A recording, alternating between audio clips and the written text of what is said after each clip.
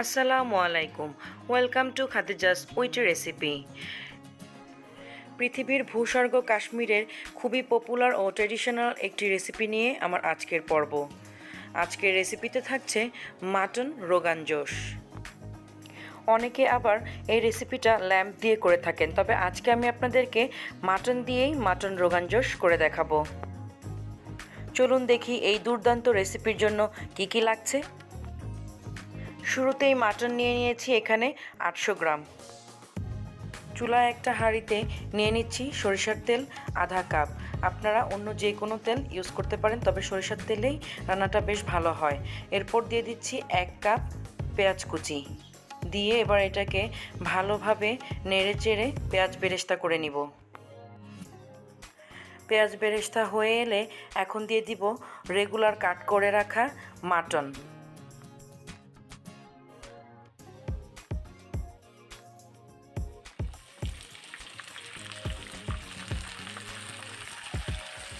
মাটনটাকে পেঁয়াজ বেরেস্তার সাথে খুব ভালোভাবে কষিয়ে এর সাথে দিয়ে দিব বড় কালো এলাচ 2টা।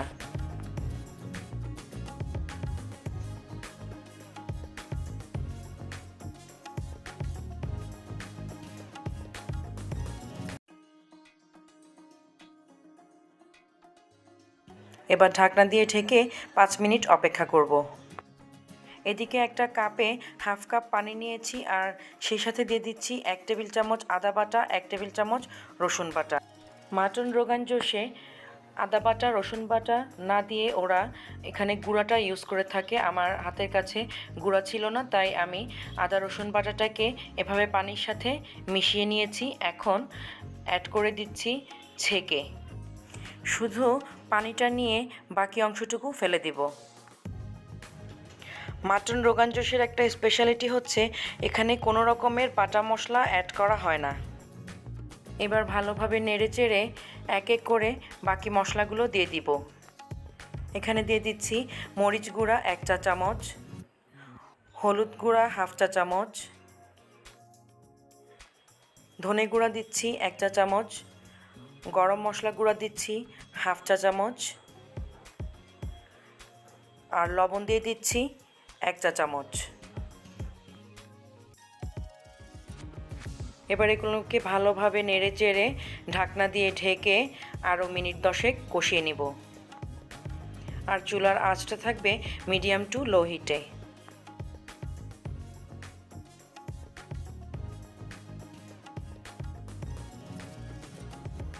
দশ মিনিট পর মাংসের তেল উঠে আসলে এখন এখানে দিয়ে দিব পরিমাণ মতো পানি।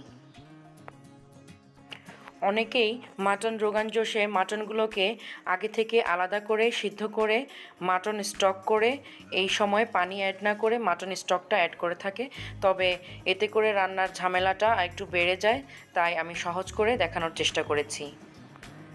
এখন ঢাকনা দিয়ে ঢেকে মাটনটাকে 20 মিনিটের জন্য রান্না করব। এদিকে আমি টক দই নিয়েছি হাফ কাপ আর এর সাথে দিয়ে দিচ্ছি জাফরান। কাশ্মীরি কোনো রেসিপি হবে আর সেই সাথে জাফরান থাকবে না তা কি হয়? টক দইটাকে ভালোভাবে ফেটে নিতে হবে। 20 মিনিট পর রান্নায় ঝোল কিছুটা কমে আসলে এর সাথে দিয়ে দিব ফেটানো টক দই, দিয়ে ভালোভাবে নেড়েচেড়ে মিক্সড করে নিব। এরপর দিয়ে দিব 2 টুকরা দারচিনি, দিয়ে আবারও এটাকে ঢাকনা দিয়ে ঢেকে রান্না করব আরও 20 মিনিটের জন্য।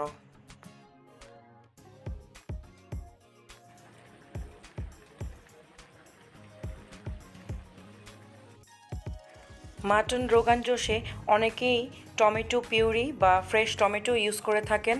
আজকে আমি টমেটো ইউজ করছি না, সেই জন্য এখানে টক দই দিচ্ছি টমেটোর পরিবর্তে।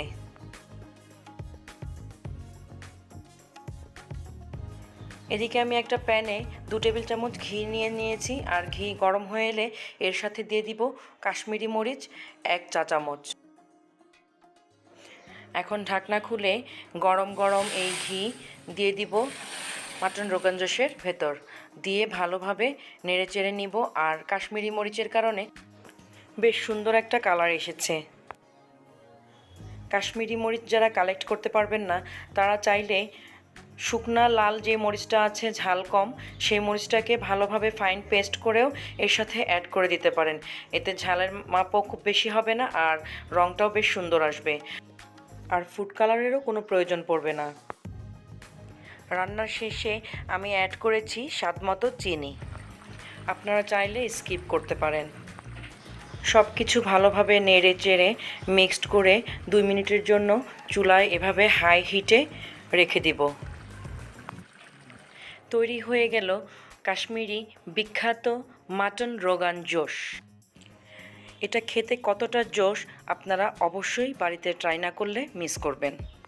একটা serving ডিশে mutton rogan josh serve করলাম, আর উপর থেকে দিয়ে দিচ্ছি কিছু আদা কুচি ও ধনেপাতা।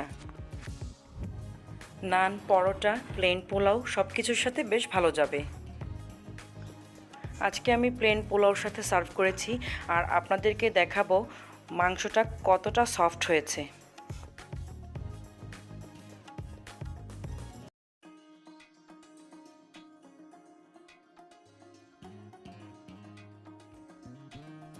কেমন হলো আমার আজকের রেসিপি?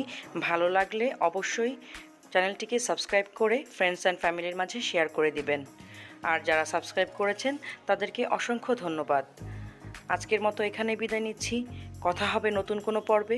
সে পর্যন্ত সবাই ভালো থাকবেন, সুস্থ থাকবেন। আল্লাহ হাফেজ।